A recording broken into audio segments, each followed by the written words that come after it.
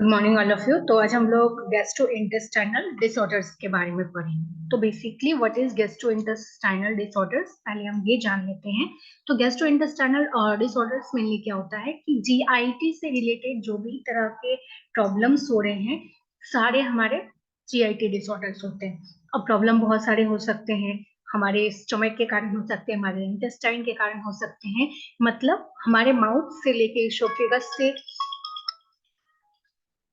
Oesophagus होते हुए जो भी चीज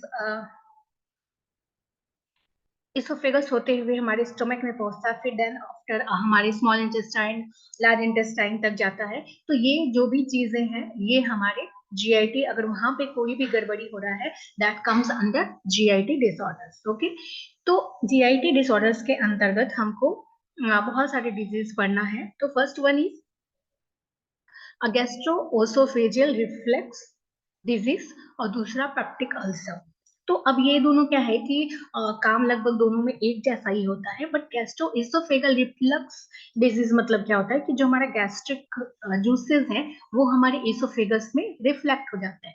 बेसिकली क्या है कि हर जगह एक स्पिंस्टर होता है, लाइक डोर, मतलब वो बैक डोर से नहीं आ सकता, मतलब आने के लिए है, जाने के लिए फिर उसको एक स्पेंसर रोक देता है कि यहाँ का स्टमक का जो कंटेंट है वो हमारे इसोफेगस तक नहीं आ पाए। तो अब लेकिन आ गया, तो दैट इज डिसऑर्डर्स। तो वैसा ही कुछ होता है। तो ये एक तरह का क्रॉनिक डिजीज है। इसमें क्या होता है कि हमारा जो स्टमक है, जहाँ HCl का सिक्रेशंस होता है, वो सिक्रेशन HCl का क्या हुआ, हमारे इसोफेगस में आ गया। और HCl का सिक्रेशन कहाँ है, ओनली स्टमक में। और वहां पे हमारे क्या होता है कि बहुत सारे म्यूकस ग्लैंड प्रेजेंट होते हैं। जो म्यूकस क्या करता है कि HCl से हमारे स्किन को बचाता है इन स्टमक। बट ये चीज हर जगह पे नहीं है, हमारे इसोफेगस में नहीं है, हमारी दुर्जनम में प्रेजेंट नहीं है। तो अगर इसोफेगस में गलती बस कभी भी एसिड आ गया तो इसका मतलब है कि वहां पे घाव कर देगा या जलन कर देगा।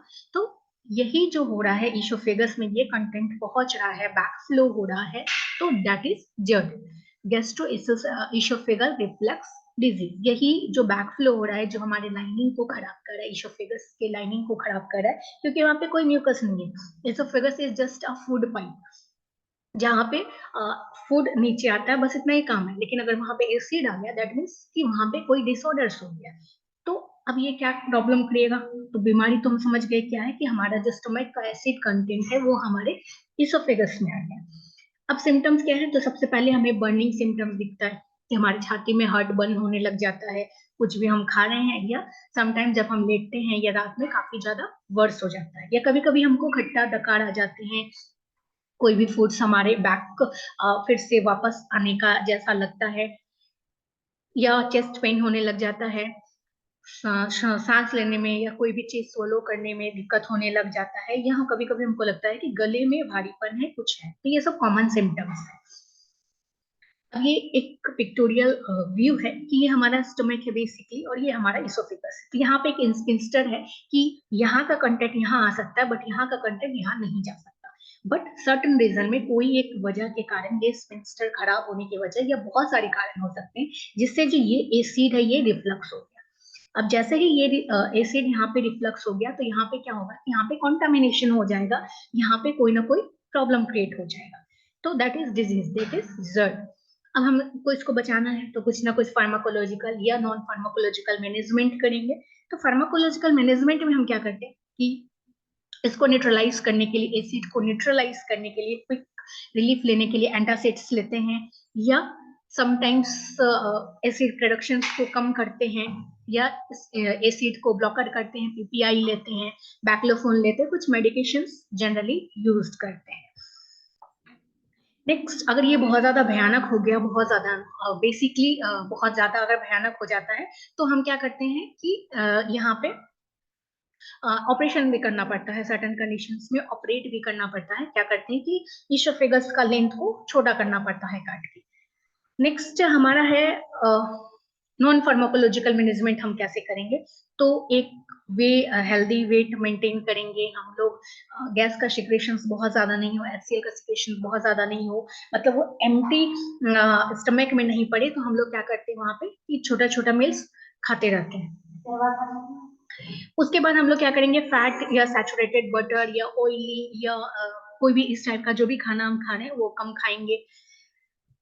तो इन सभी से और सर्टेन टाइप ऑफ मेडिकेशंस के कारण भी बहुत ज्यादा प्रॉब्लम्स हो सकते हैं, तो वो सब चीज हम कम करेंगे। जो भी ट्रिगर्ड फूड है उसको हम कम करेंगे, तो उससे हम जड़ से बच सकते हैं। Next disease is our peptic ulcer. तो पेप्टिक अल्सर क्या होता है कि हमारा जो स्टमक है वहां पे अल्सरेशन हो गया। अब ये अल्सर क्यों होगा? तो जो जर्ड में हुआ था सिमिलर केसेस हमारे स्टमक में भी हो सकता है। गैस्ट्रिक अल्सर हो सकता है या डोरेनल अल्सर हो सकता है ड्यू टू पहला रीजन तो हमारा एसिड ही है, जो हमारा एक्सीएल एसिड है। तो ये क्या हुआ हमारे स्टमक में, ये upper portion of small intestine जहाँ पे थोड़ा सा एक पिंच एसिड का जाता है, अगर वहां पे न्यूट्रलाइज नहीं हो पाया तो वहां पे क्या हुआ, एक घाव कर दिया, एक फोड़ा कर दिया। अगर ये फोड़ा ट्रीट नहीं हुआ तो फिर हमको इसको ऑपरेट करना पड़ता है, अगर मेडिकेशन से नहीं हुआ तो। या दूसरा कारण भी हो सकता है, जरूरी नहीं कि हमेशा एचसीएल का ही प्रेजेंस हो। हाँ, एचसीएल के कारण ही हो सकता है, कुछ बैक्टीरिया के कारण हो सकता है, जैसे हेलिकोबैक्टर पाइलोरी के कारण होता है, कुछ एक दवाइयां के कारण हो सकता है। बहुत दिनों तक अगर हम एआईडीज लेते हैं, या स्ट्रेस के कारण हो सकता है, समटाइम्स स्टेरॉइड लेने के कारण भी ये सब बीमारियां हो सकती है। अब सिम्टम्स क्या होता है, यहाँ पे भी बर्निंग सेंसेशन होने लग जाता है, इनटॉलरेंस, कोई भी फैटी फूड खाएंगे तो हमको पचता नहीं है वो खाना, गैस होने लग जाता है, फूलना फूला पेट लगने लग जाता है, ब्लॉटिंग होने लग जाता है, लाइक दैट। अब काउज क्या है?